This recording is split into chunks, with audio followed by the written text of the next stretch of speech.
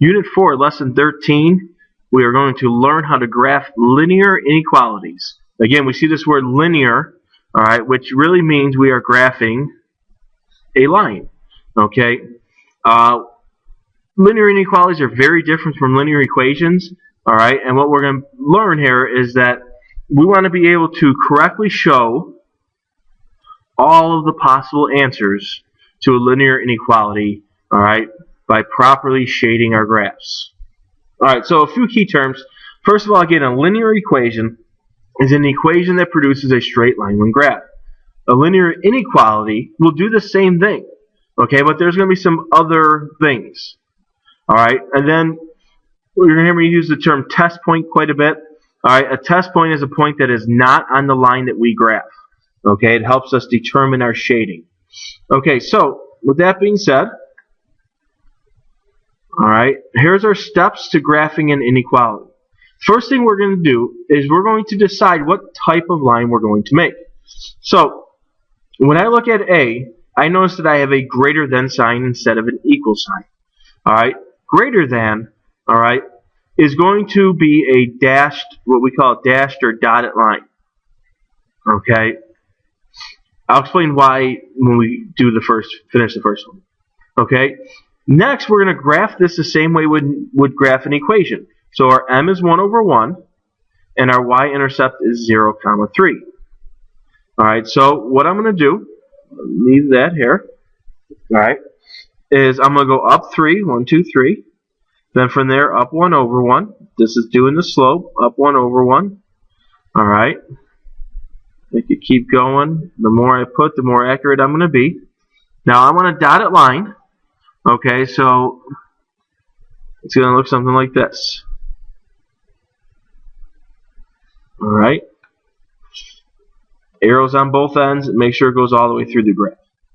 Okay, so we created our line. I made a dashed line, once again, because that was greater than and not greater than or equal to.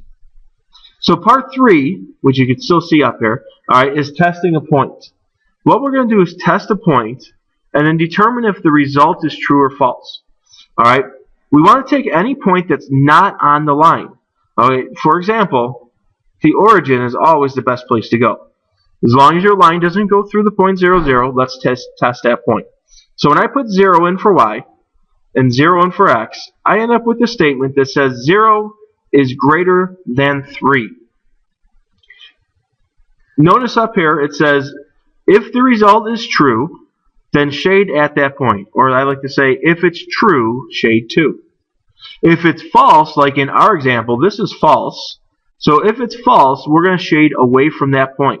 So, with that being said, all right, there's two halves of my line. All right, there's this top half and the bottom half. That came from the bottom. It's false. So we're going to go away from it and shade this. What the shading is saying is any point in this region will satisfy this equation or inequality and make it true.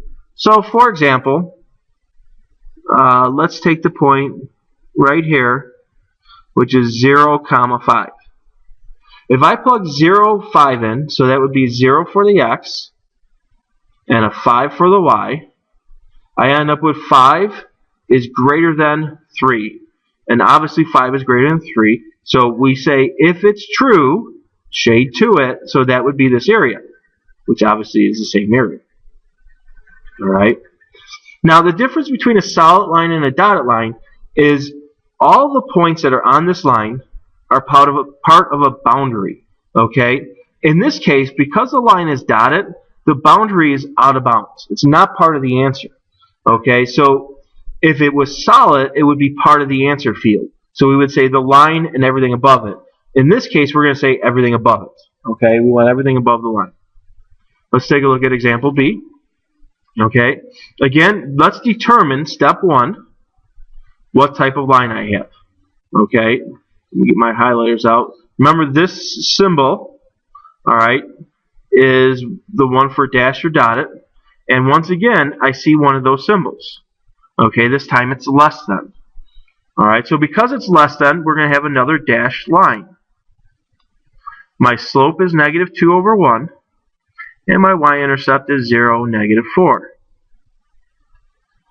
Now let me go ahead and graph the line like normal. Down at -4, down 2 over 1, down 2 over 1, down 2 over 1. Go to make my line. I need to remember at this point, I'm not making a solid line, I'm making a dashed line. I get to cheat. My computer gives me a dashed line. Alright, you just kind of pick up your pen as you go, or use a pencil and then erase, whatever the case. Alright, now I need to test a point. Okay, I want to see that work up there. There we go. When I go to test the point, again, any point not on a line. If 0, 0 is available, use it. It's so easy. 0 here, 0 times anything is 0 there. Alright, we end up with 0 less than -4. Once again, we have a statement that is not true. Alright, 0 is greater than -4. So if it's true, we shade 2. If it's false, we go away. So I'm going to go away from that point. So I'm on this side of the line. Okay. Alright. Moving on, example C. Once again, we're going to determine whether it's solid or dotted or dashed. Alright, I do that once again by looking right there. Alright, and I used the wrong color. I'm going to try to be consistent here. Alright.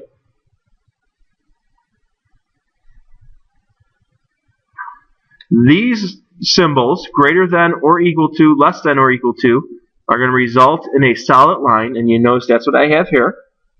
Okay, so I have a solid line this time, so now it's just like graphing like normal, but I still have to shade. My M is a half, my B is 0, -1. Okay, so I'm going to do 0, -1, up 1 over 2, up 1 over 2, up 1 over 2, up 1 over 2, up 1 over 2, like a broken record. Alright, then I'm going to choose my solid line this time. Ooh, I'm a little bit off on the edge there. There we go. And now for the shading. 0, 0 is clearly above the line right here. Okay. And my test point, I put 0 in here. 0 times anything is 0. 0 minus 1. And we have 0 is less than or equal to -1. Which, once again, is false. Okay. And because it's false, remember, if it's true, shade 2. If it's false, we're going to go away. So I'm going to go here. And I'm going to shade that. Alright. Alright, 3 more to go. Alright, not going to do all 3 of these. Instead, I want to point out the difference between these 3 problems. Alright, we learned about graphing special cases. Okay, special cases, once again, happen when we're missing a variable. So when I look at D, I have a Y and an X. That's not a special case. You would graph that the same way. We'll save that for class tomorrow. When I look at these two, this one's missing an X. This one's missing a Y.